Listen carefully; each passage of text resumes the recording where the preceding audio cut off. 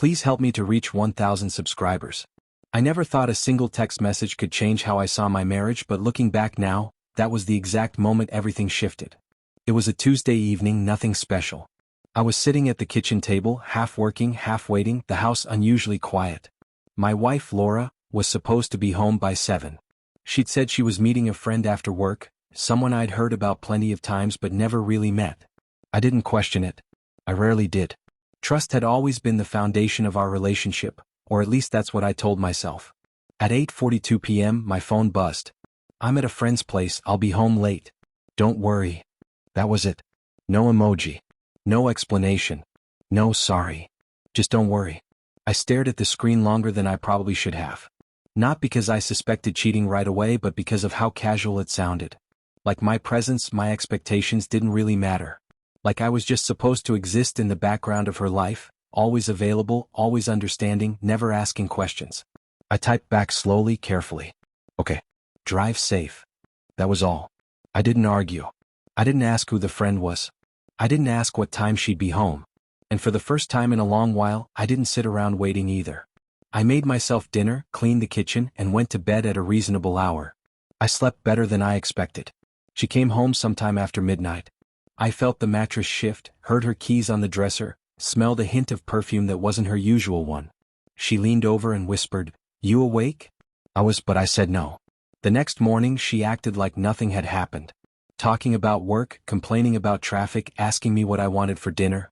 She didn't bring up the night before. She didn't thank me for being understanding. And that's when I realized something uncomfortable. She expected my calm. She relied on it. Over the next few weeks, the texts became more frequent. Running late. Out with friends. Don't wait up. And every time I replied the same way. Short. Polite. Calm.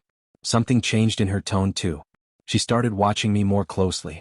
Asking if I was okay. Something was wrong. I always smiled and said everything was fine. Because technically it was. I had stopped worrying. I had stopped caring in the way she was used to. One night she finally asked, "Why don't you ever get jealous anymore?" I shrugged. Should I? She laughed, but it sounded forced.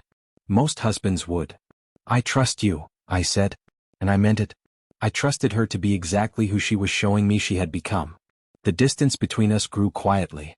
No big fights. No slammed doors. Just space. Emotional silence.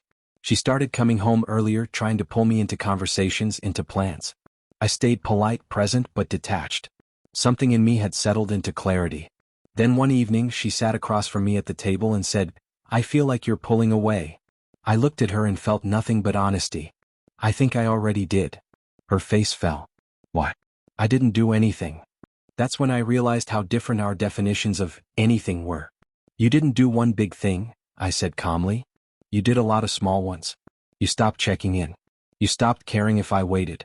You assumed I'd always be here, no matter how late you came home, no matter how little explanation you gave." She tried to interrupt me, but I kept going. Not angry. Not loud. "And the night you texted, 'Don't worry,' I finally didn't." She stared at me like she was seeing a stranger.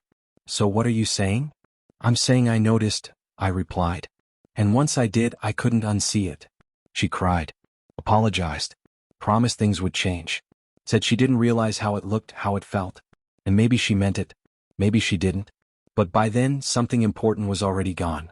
A few weeks later, I moved out. People assume the end of a marriage is loud. Screaming matches. Betrayal exposed. But sometimes it's quiet. Sometimes it ends with a calm reply to a careless text. Sometimes it ends not because someone did something unforgivable, but because they did something small over and over, until love turned into tolerance and tolerance turned into distance. That text didn't end my marriage. It just showed me where it had already been heading. And the truth is, the moment I stopped worrying was the moment I started letting go.